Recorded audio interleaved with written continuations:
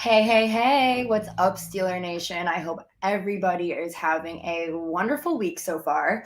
Happy hump day. It is Wednesday yet again for another episode of Ask Mackenzie.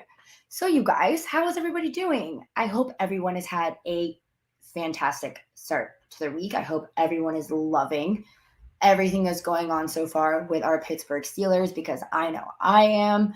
Nothing but good things in my mind are happening right now. And there is so much to talk about, you guys. I want to talk about a bunch of things today. A lot of things are going on. As you can see, there is probably the most exciting thing I would say right now that we have to look forward to is Alex Highsmith getting his contract extension, right? Would you say that right now the next thing that we have to look forward to is Alex Highsmith getting that contract extension? Because personally, I'm happy. I'm happy where things are right now. We're looking strong, stronger than we've had in a while.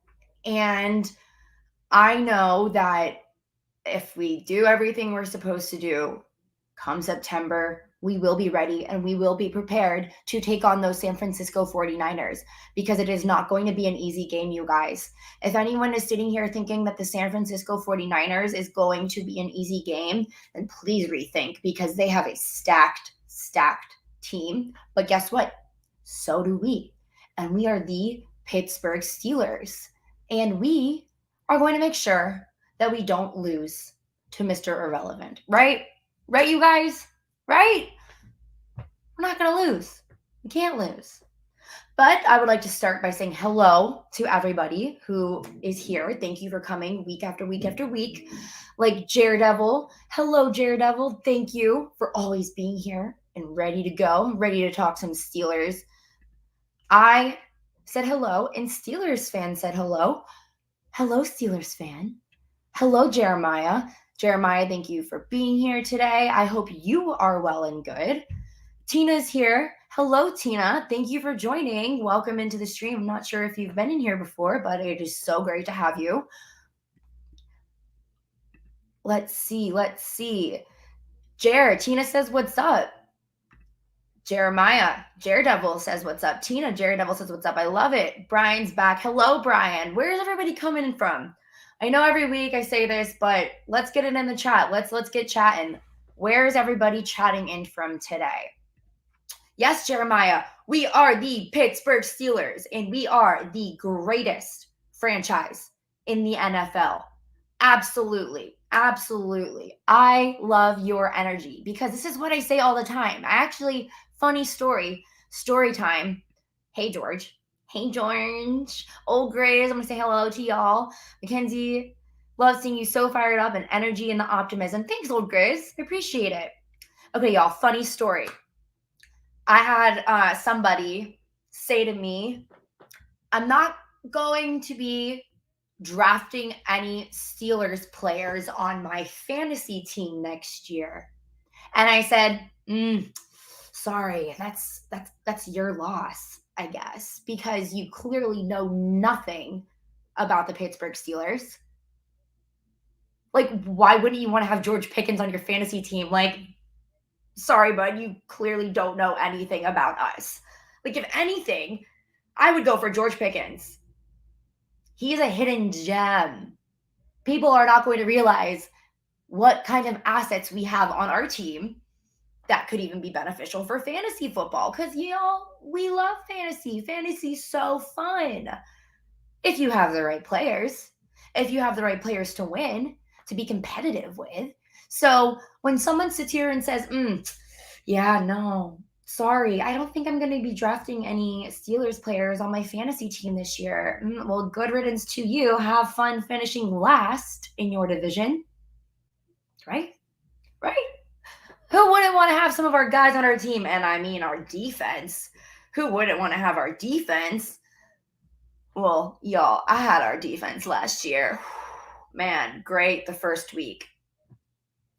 Yeah, I had like 2 points the second week when TJ Watt was gone. So if everyone will stay healthy, Get the Steelers on your fantasy team, y'all. Get them. Get them, get them, get them. All right. Where's everybody tuning in from? We have George from PA. We have Daredevil right down the street from me in Orange County, California. And he is correct. It is cloudy again. It's cloudy again in Los Angeles. Yeah. But it'll get better tomorrow, right? Tomorrow, another day. Steelers fan is in the Berg, where I should be right now. I should be there right now. It's fine. We are chatting from the Hall of Fame city of Canton, Ohio, home of the many enshrined Pittsburgh Steelers. You hear that? Helicopter? Someone's on the loose. Someone's on the loose. Old Grizz is watching from Michigan. Fantasy, I thought that was the Browns off-season predictions. That's funny. That's funny. Watching from New Jersey, Tina. Awesome. I love New Jersey. My dad's from Jersey. Brian says we are under tornado watch. Brian, where are you from again? Where are you tuning in from? You're under tornado watch. They're coming to take me away. Me and Tucker's actually sitting right next to me. Tucker, do you want to say hi to everybody? He's like, Mom, I don't know if I do. But all right, you guys, let's talk some Pittsburgh Steelers. Who in the chat thinks that Alex Highsmith will get his contract extension?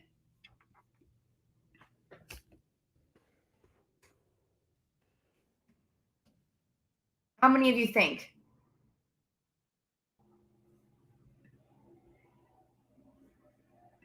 I want to know. I want to hear from you.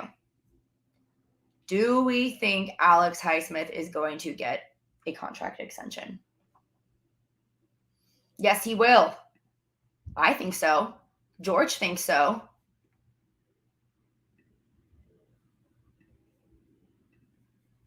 What do we think? There's a good possibility it'll happen soon.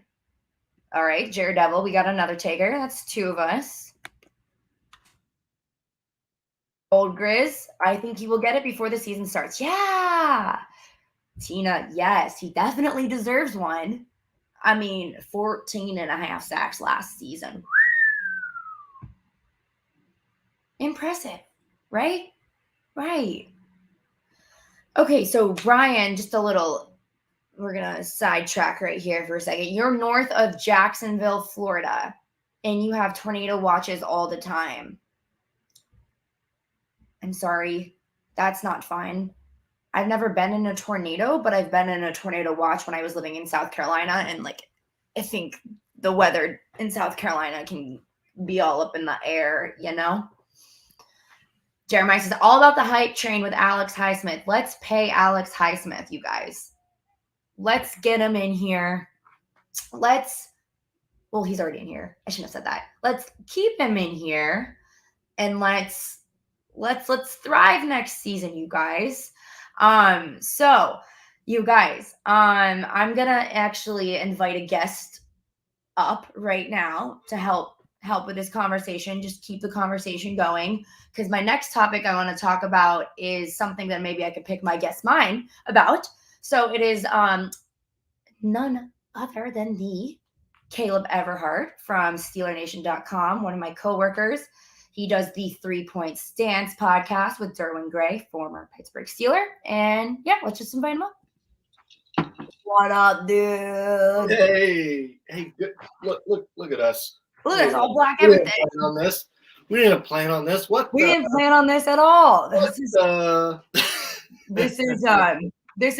is not planned, very last minute, and look at us go. We're making it happen. How are you, dude? What's up? You know, we just got done wrapping up a recording of the 3 Point Stance podcast. That will be released tomorrow at some point. But yeah, other than that, just listen to Steelers stuff. Hey.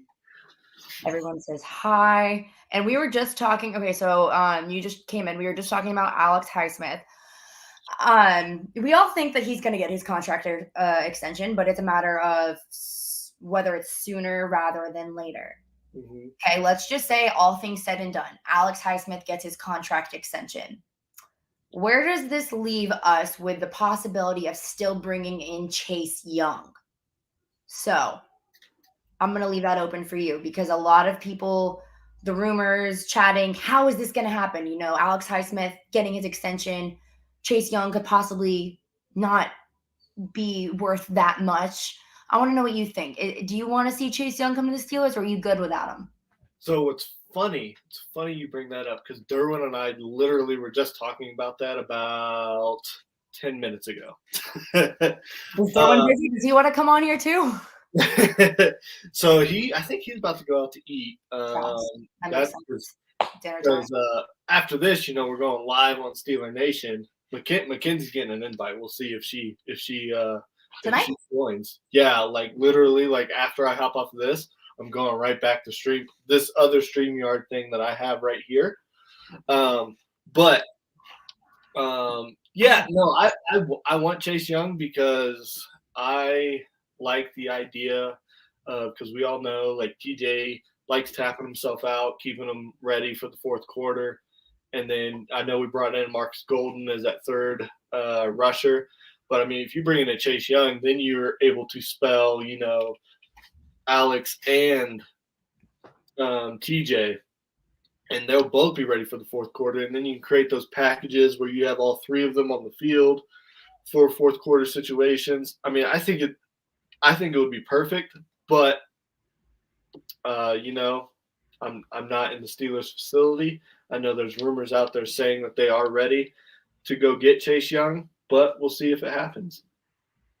Interesting. So, sorry, I'm just playing around with this layout. I've never played around with this before. I'm like, how does this work? How does this person get on? No, but yeah. So I think it would be very beneficial in a sense to add him to our squad because he's the former defensive rookie in the year, and that says something, right?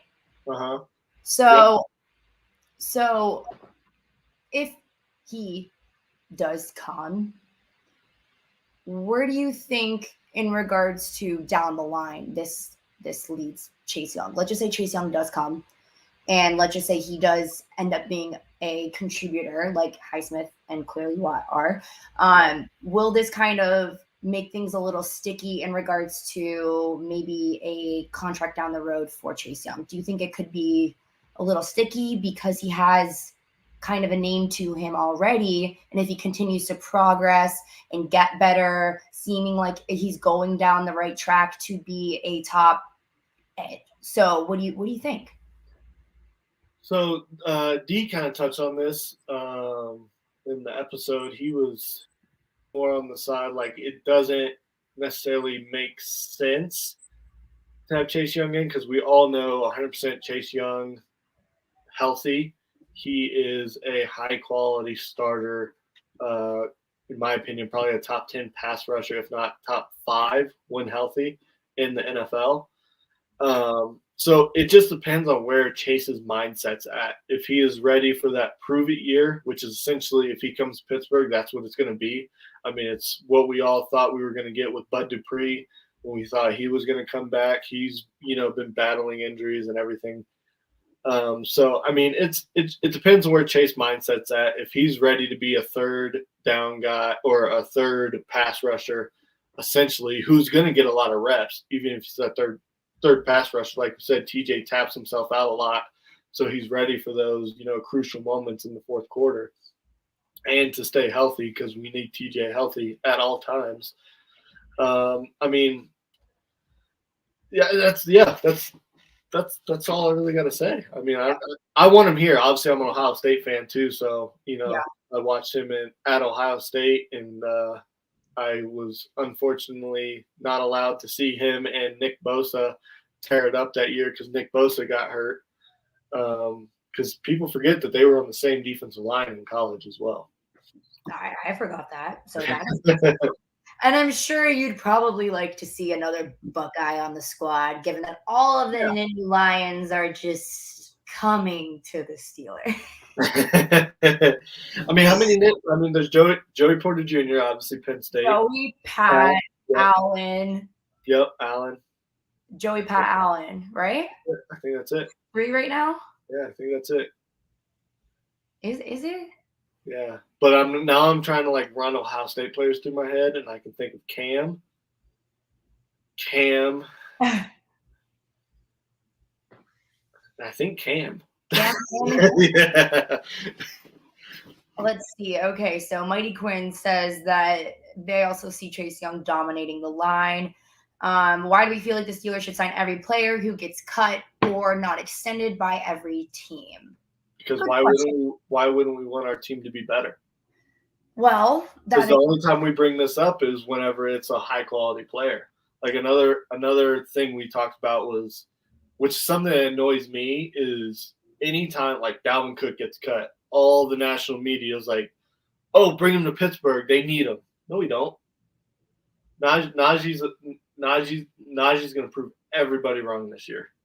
I agree, and I think they're getting that narrative because we don't have a veteran in that position per se, like a guy that's been in longer than Najee, right? Yeah. But if you think about it, this is, Najee's been doing this for a few years now, right? And he should, start to form into that leadership role for when and if we end up getting new running backs down the line. Najee is going to be that guy to look up to. And You're absolutely right. Najee's going to have an incredible season just because of all of the things that we have been doing on this offseason to prepare our run game to be a lot better than it's been in the past. So, yeah, and that's, in my personal opinion, I think Najee is going to be the Steelers running back for at least 10 years. He's going to get a second contract. I think he deserves it. I think he's a special player. He's an athlete. I mean, people might talk about his first half of last season, but he was battling a foot injury. You're a running back. Your main job is to run the football. If you have a foot injury, there's going to be some dilemma there. And now you add Jaylen Warren into the mix, so we have that solid number 2 guy. So Najee's going to get, less wear and tear on his body, which the guy already takes care of his body phenomenally. Because I think he brought it up in his interview yesterday, was it?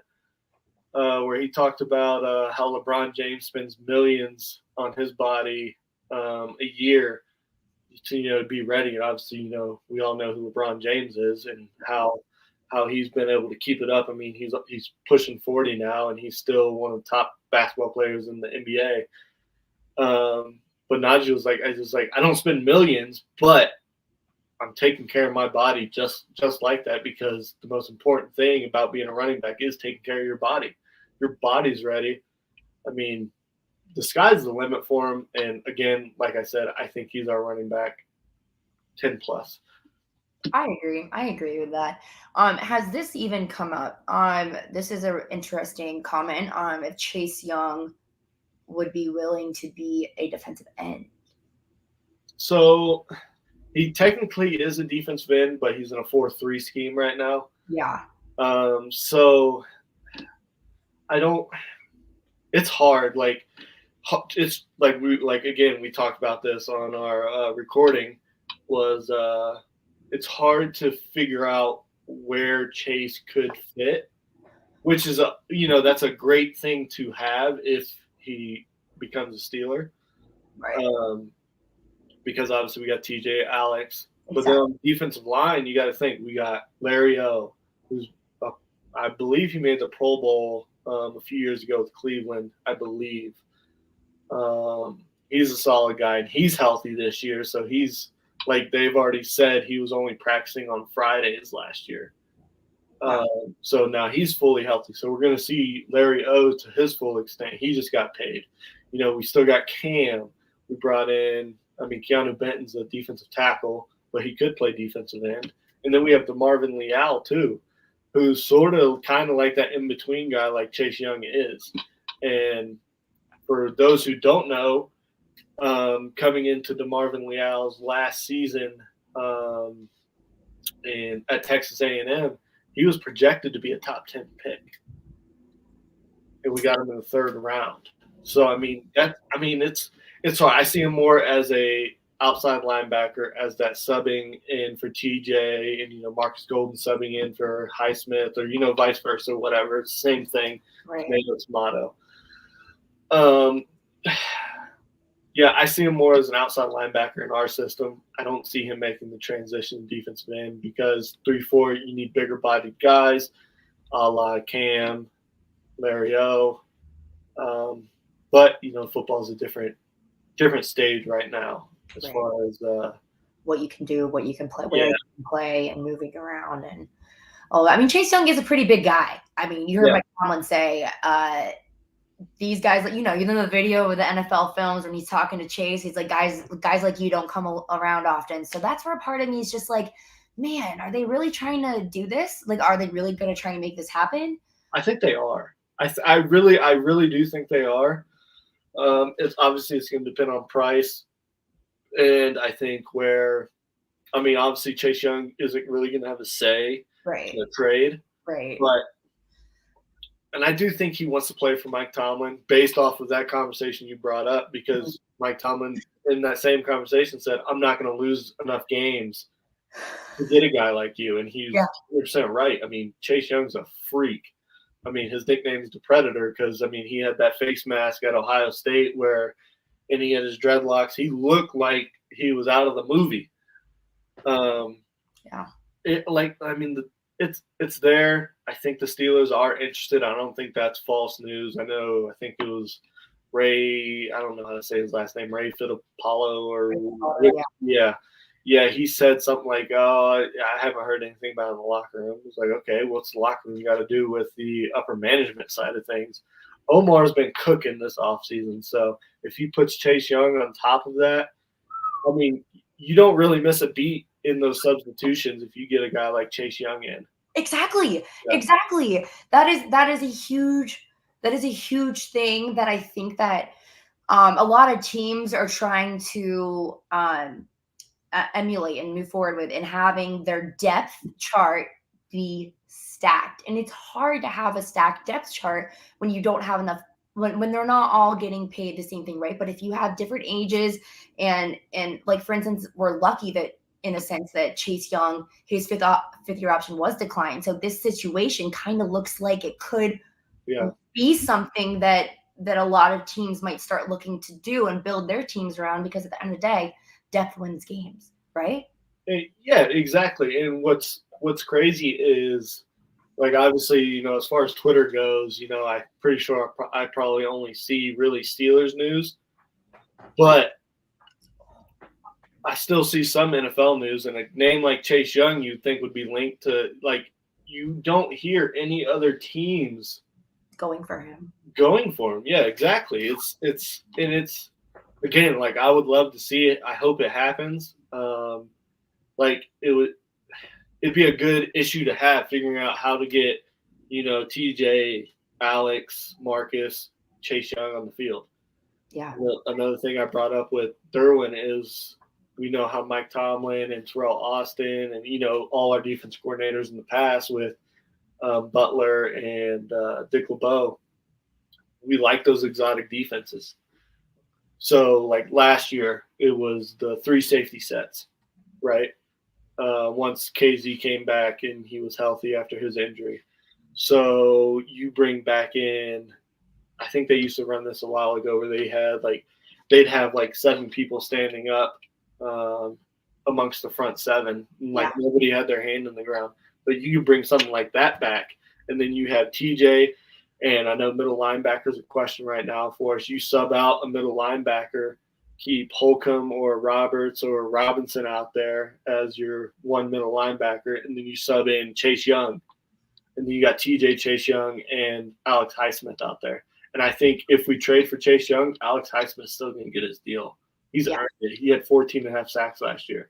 And he said himself, he's confident. He's so confident that he's not even worrying about it. He's just like, I'm going to stick to what I know, what I'm doing, and trust it's all about trusting the process at this point, right? Yeah. And that's what Minka told him too. Minka said that same exact thing. Obviously we dealt with this last year, right? Mika got re-signed at the beginning of the offseason last year. Sure. That was Omar's first actual transaction as a GM. Now that I think about it, yeah, I mean, Mika is a good person to have. I mean, we all knew we were going to sign Mika.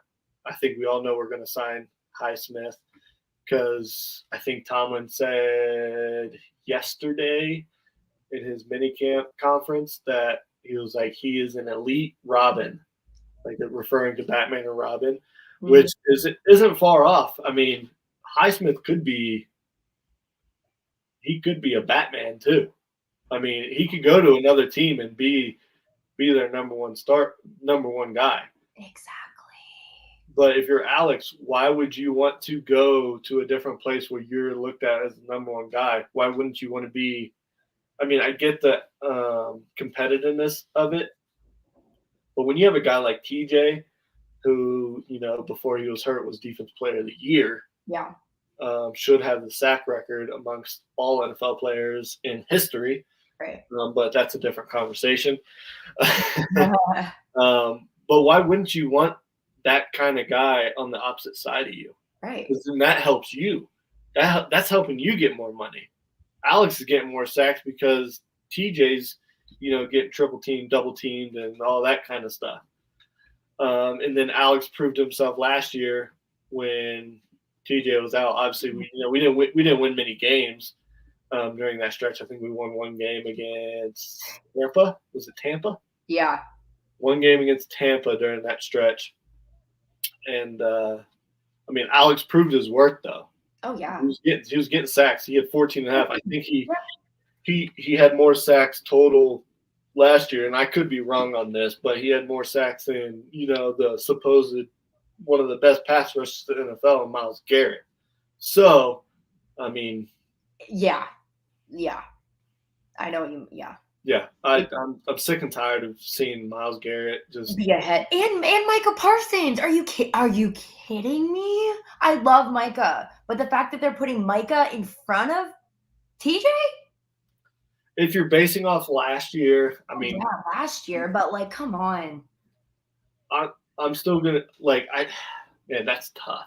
All time right now. All time right now, no. TJ has the track record for everything. Yeah. But Micah has that. Micah's a guy. I love Micah. Don't get. He's in any line. I'd be kind to Micah, but Micah's also younger in the NFL than TJ is, and TJ's done more in the NFL. He's Ryan Shazier if he was a pass rusher. Well, you said it right there. So you can't. I mean, athletic wise, I mean, Micah, I think ran a 4.3, 4.4 or at Penn State's pro day or whatever. He's fast. I mean, Ryan even said it on our podcast on our last episode that he wasn't the fastest on the team, but he was one of the fastest on the team, and he was a middle linebacker. I mean, Micah is probably as close to Ryan Shazier as we may ever see to Ryan Shazier again. And it just sucks that he plays for the Cowboys. I know. I've been looking at this comment, and I wanna kind of address it. Matt Canada talked to the media and said the offense is not going to change from last year. What does this mean?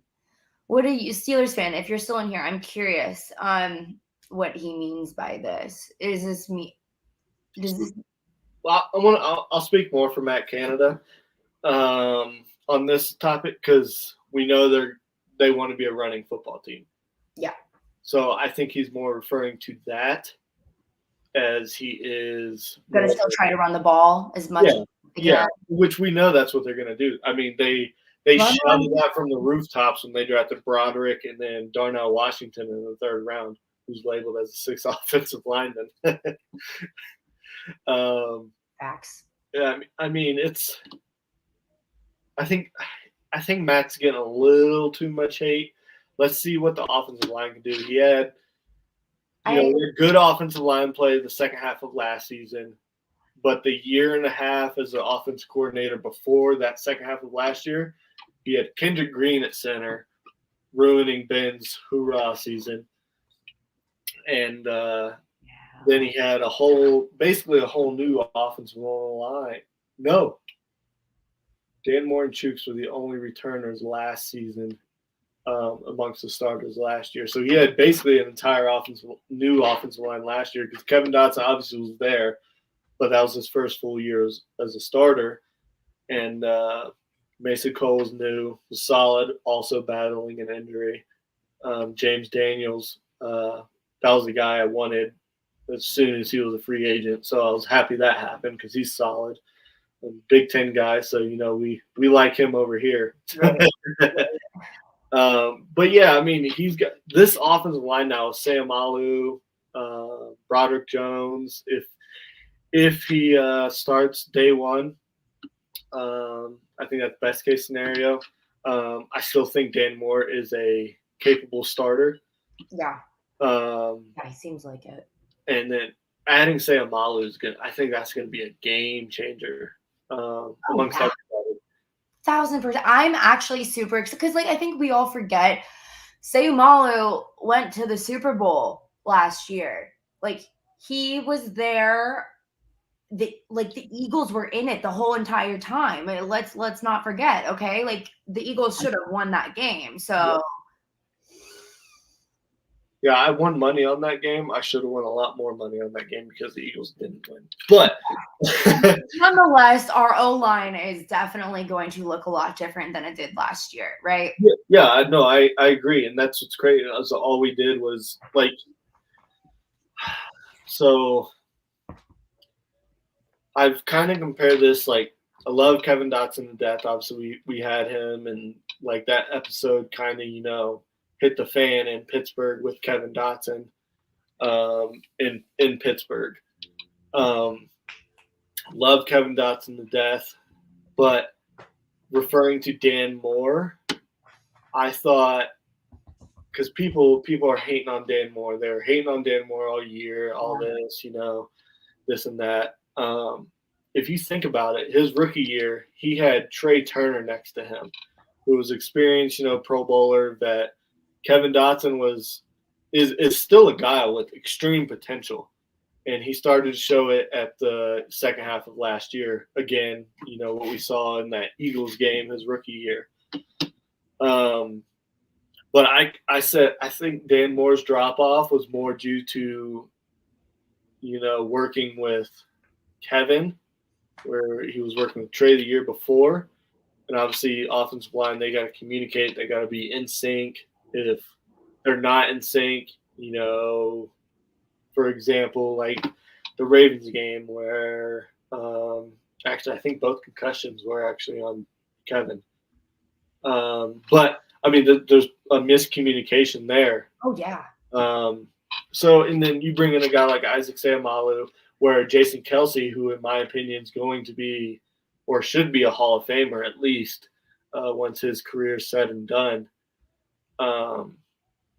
He's spoken for Isaac Sayamalu, said he is probably the smartest football player I've ever been around. That's a lot coming from a guy who I think is a future Hall of Famer. Will you have to think Najee? Yes. And again, yeah, I think Najee's going to be our running back for the next, at least 10 plus years.